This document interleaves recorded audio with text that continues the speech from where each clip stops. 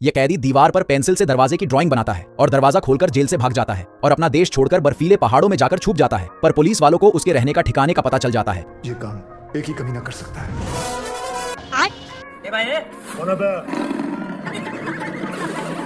फिर कुत्ता कैदी को पकड़ने निकल जाता है। इधर कैदी सोच रहा था कि अब उसे कोई पकड़ नहीं पाएगा, पर तभी वो देखता है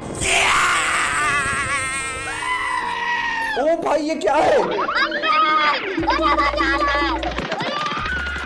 वो भागकर एक घर में घुस जाता है और एक एक करके सभी दरवाजों को लगा देता है और चाबी को निगल जाता है। तो जल्दी से अपने पेट से चाबी निकालकर सभी दरवाजे खोलता है और भागने वाला था। तुम्हें शर्म है कुछ?